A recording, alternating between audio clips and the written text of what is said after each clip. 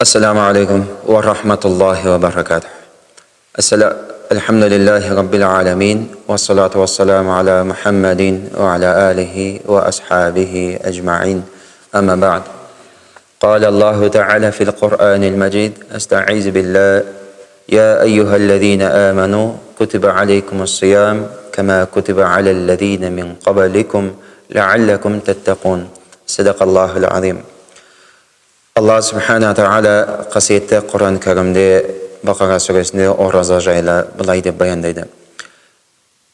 Ey iman keltirgenler, sendердин taqwaliqlarыңды arttırуу үшін алдыңларга қалай ораза парыз етілген болса, сендерге де бұл ораза парыз етілді дейді.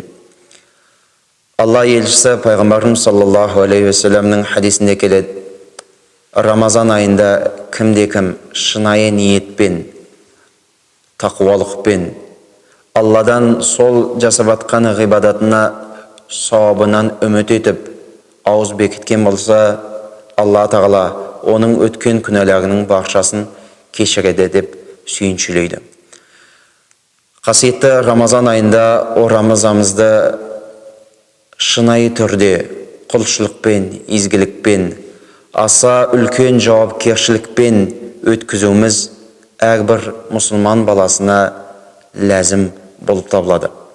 Сонда ғана біздің оразамыз мойнымызға жүктелген Алланың тарапынан парыз болған оразаны толыққанды хақсы қандай болған болса, сол дәрежеде өтелуіне мүмкін туады. Көптеген хадистерде Allah elçisi Peygamberimiz sallallahu aleyhi ve sellem Ramazan ayının пайдалысымен ол айдың изгілікпен игілігіне және де тақуалықты арттыра түсіп, ғибадатты көбінен жасауды бұйырады. Өйткені қасиетті Рамазан айында әрбір жасалған игі амал мен жақсылығыңыз, жасалған ғибадат құлшылығыңыз оннан 700 есеге дейін арттырылып көбейе түседі. Әрбір жасалған құлшылығыңыз қияметтің күнінде сіз үшін куәгерлік береді. Айша анамыздан жеткен хадисте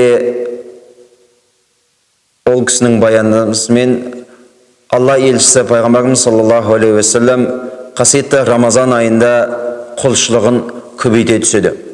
Және де Пайғамбарымыз саллаллаху алейхи ва саллям қасиетті Рамазан ай бұл берекелі ай. Және де бұл қасиетті айдың соңғы 10 күндігінде ғибадатты ерекше ыждахаттылықпен орындап, түнін намазбен өткізіп, жанұясын да намазға оятатын деп Айша анамыз баяндайды. Абу Хурайра радиаллаху жеткізген риwayatында Алладың елшісі саллаллаху алейхи ва саллям ораза тұтушының ерекше қасиеттері жайында бұлай дейді. Менің үмметіме Рамазан айында бұдан бұрын ешбір үмметке берілмеген 5 түрлі қасиет берілді дейді. Біріншісі, ораза тұтушының аузының иісі Алла Тағаланың алдында хош иісті әтірден сөзсіз артық дейді.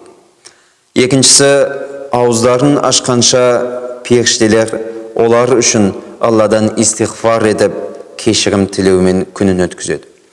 Үшіншісі, Алла Тағала Рамазан айының әрбір күні жәннатын безендіріп, оған менің ізгі құлдарымның ауыртпашылықтар мен тауқыметтерден тастап, саған кіретін күні жақын қалды дейді. Төртіншісі, бұл айда жындардың біразы шынжырланып, басқа айларда істейтін нәрселерін істей алмайды. Бесіншісі, ал соңғы түні болғанда олардың күнәлері кешіріледі дейді.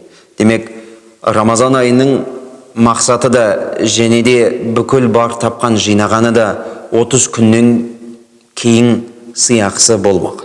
Өйткені сахабалар сұрады: «Я Расулалла, ол түн қадір түні ме?»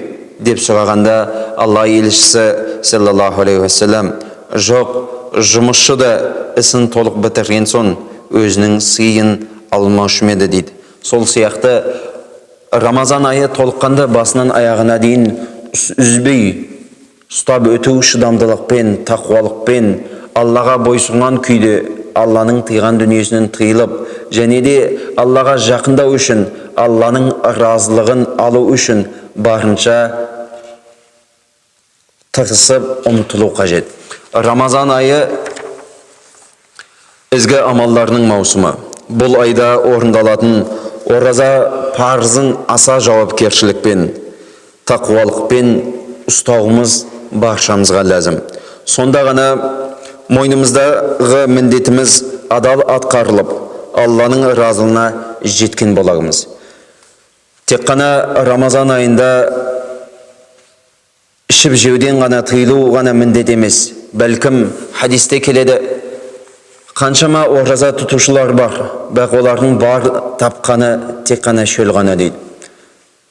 Тағы бір хадисте пайғамбарымыз саллаллаху алейхи уассалам өтірік айтып жүрген адамның, өтірікшінің ішіп жеуден тыйылуына Алла Тағала мұқтаж емес дейді. Демек, тек қана тамақтан ғана бас тарту емес, бәлкім бүкіл күнәлардан не істеу қажет? Адам баласы бас тарту қажет. Басқа уақыттарда, Рамазаннан бөлек айларда Алла Тағалам сіз бен бізді жаман күнә есептелетін іс әрекеттерден тыйған болса, қасиетті Рамазан айында адал болған ішіп жеуден Алла Тағалам сіз бен бізді тыйып қойды. Сонымен қатар ішіп жеуден бөлек адам баласы өзінің құлағымен, өзінің көзіне де, өзінің тілімен, өзінің ойына да мұқият болу қажет. Өйткені күнәлі іс тек қана ішіп жеуден ғана болмайды ғой.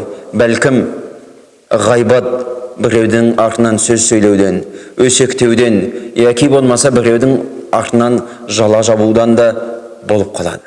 Кейде жаман сөзді балағаттаған өзіміз балағаттамасақ та, кейде естіп қоятымыз болады. Кейбірде ішкі дүниемізбен біреуді жек көріп, яки болмаса оны дәрежесін төмендетіп жіберуіміз де мүмкін. Сондықтан да бұл қасиетті Рамазан айында тек қана ішіп жеуден емес, бәлкім толыққанды тәніміз бен жанымызды да тазалайтын қасиетті айда мүмкіншілік зор. Адам баласының асқазаны бос болғандан кейін адам баласы кішіпейіл бола бастайды, кешірімді бола бастайды. Адам баласы тақуалыққа сәл болса да жақында бастайды. Сондықтан да пайғамбарымыз саллаллаху алейхи уассаламның Айша анамыз Рамазан айында Алла елшісі өте жомарт болатын дейді. Жасап жүрген ғибадат құлшылығын арттыра түсетін дейді. Сондықтан да демек баршамызға күллі мұсылман баласына үлгілі өнегелі болған ардақты Мұхаммед саллаллаху алейхи уассалам пайғамбарымыз бұл қасиетті айда басқа уақыттарда жасаған құлшылықтарынан да өте көбірек құлшылығын жасайтын. Сондықтан да біз де қасиетті айда өзімізге тиімді пайдалануымыз баршамызға ләзім болып табылады. Өйткені бұл қасиетті Рамазан айында жасалған әрбір изгілік пен игілігіңіз, жасалған жақсылығыңыз, тілеген тілеуіңіз бен қылынған ғибадат құлшылығының баршасы 10 еседен 700 есеге дейін есеге түседі. Сондықтан да мына қасиетті айды әрқайсымыз тиімді пайдалануымыз қажет. Әрқайсымыз бұны тек қана ұйықтаумен, яки болмаса таңнан атқаннан кеш батуды күтумен ғана, сағатты санап, минутты күтумен ғана өткізбей, бәлкім изгілік пен игілік жасап, Аллаға көбінен жалбарынып, Құран жиі оқып, және де намаздарымызды, қосымша намаздарымызды көбейте түсуіміз қажет екен. Алла Тағалам қасиетті Рамазан айымызды баршамызға берекелі, хайырлы қылсын. Қасиетті Рамазан айымызда тілеп атқан тілеулерімізді қабыл етіп, осы айымызды басынан аяғына дейін толыққанды үзбей Аллаға тақуалықпен шынайы түрде жалбарған кейпімізбен өткізуімізді баршамызға нәсіп қылсын.